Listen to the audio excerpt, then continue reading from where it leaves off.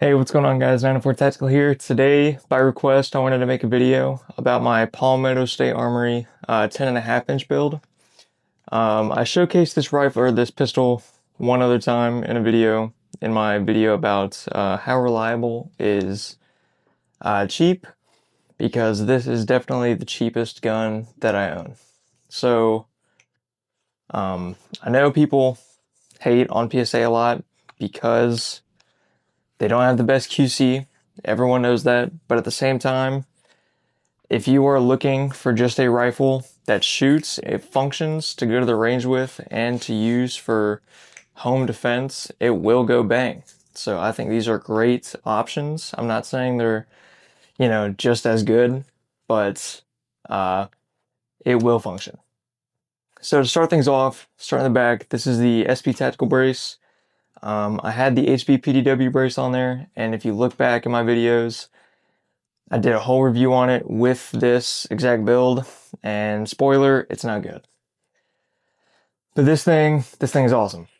So, the reason I went with this is because obviously, with it being a pistol, you can't throw stock on it. In the HP PDW, the Honey Badger brace just looked cool, and it was not functional whatsoever.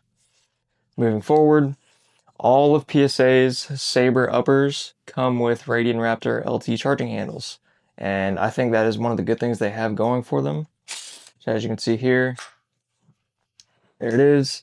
It does come with PSA's logo on it, so if you're wanting to swap it, you're just going to have to deal with that. Uh, I do have one in another build that I'll showcase later in the video to kind of compare, but yeah, these things are awesome. I think they should be the standard. Up top, I have the Holosun 403C. It's a 2 MOA. It's solar because I don't like worrying about batteries. These things retail for I think that high $200 mark, but on Primary Arms you can get them on sale. I got mine for $109, and these things are awesome. Behind it, I have it paired with the Magpul MBUS flip-up iron sights. These things are definitely not cheap for iron sights. I think the price for iron sights is insane, but if you wait for a sale, you can get them in a pair for I think around $60. Uh, Moving forward on the upper, I have a Streamlight ProTac. It is only a 650 lumen. I tried to keep this build as cheap as possible, so if you guys wanted to replicate it, you're not breaking the bank.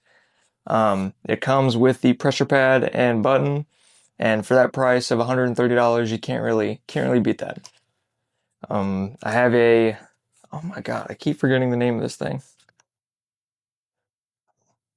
The Sentry strap, because I do run a sling on this gun. I run the GrovTech dual point adjustable sling. These things are cheap and awesome.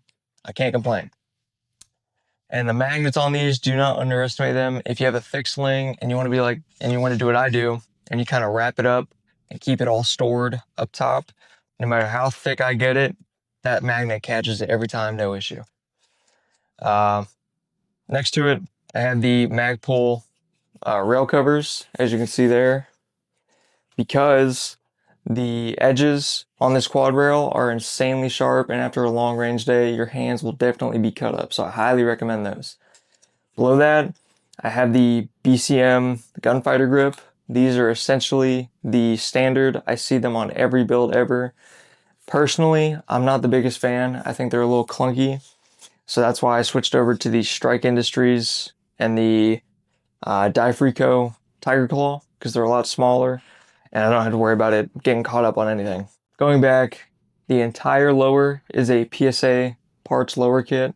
So you have that mil-spec trigger and the rest of the parts. Other than I put a Magpul ambi safety selector. I love these things. They run for around $35, I believe, and they're just easy to install because I hate single selectors because they're also 45 degree, and I'm not a big fan of the movement of the 90 degree. Getting more into the innards, as I said, mil-spec trigger, mil-spec parts kit, so that does entail that your buffer spring sucks.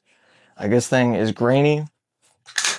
Oh, as you can hear there, that thing sucks. When I first started getting into builds, I didn't want to spend the money on a nice buffer spring because I didn't realize how big of a change it does.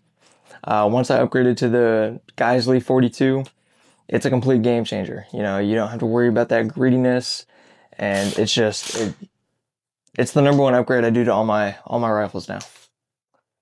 But yeah, again, it's a Sabre, so it does come with that PSA's like upgraded bolt carrier group. Again, I would recommend to switch over to a BCM or an Air Precision, just because if you're wanting this gun to last, you want to change the heart of it. You want to make sure you have a very nice bolt carrier group, unless you're just using it for that,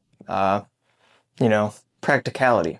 You're not shooting, thousands of rounds a year. But yeah, I've yet to have an issue with it, and I've put about 1,000 rounds through it. Let me know if your guys' PSA builds. I want to know what problems y'all have had so I can look out for them, because this is the only PSA build that I have right now. But yeah, no complaints. For the price, I think the upper I got it on sale for around $499. The lower is a PSA stealth lower, so I think I got them in a 3-pack of $120 for 3 of them. But yeah, I do my own builds. I just don't see myself overpaying. I know you don't save a lot of money building it yourself, but at the same time, it just feels that much more attached to you. And that's what I like about it. Hopefully, I covered everything. If you guys have any questions, please let me know in the comments. Again, I did by request, so hopefully that user, I answered all your questions. If not, again, leave them in the comments, and I'll either make another video or I'll answer them right there. But yeah, guys, I know I said I was going to compare that other rifle. So like as the buffer spring, the trigger, this is my kind of like Frankenstein between a whole bunch of different higher tier parts. As you can see there, you don't hear any greediness. This is also a Radian Raptor charging handle, so there's no difference there. But again, as I said, I rock the Magpul ambi safety selector on everything. But this, compared to this is PSA's mil-spec, this is Geisley's mil-spec trigger, and the difference is insane. The reset, this one, there's no sponge at all. It's a clean, crisp break compared to PSA's, where there's a lot more play in the trigger, and it's that very like that deep sounding reset. It's just, I'm not a fan of it. But for the price of around, I think, minus all the accessories, because you can throw your, I don't count accessories in any of my builds, because you can take them, change them, throw them on any other build you have.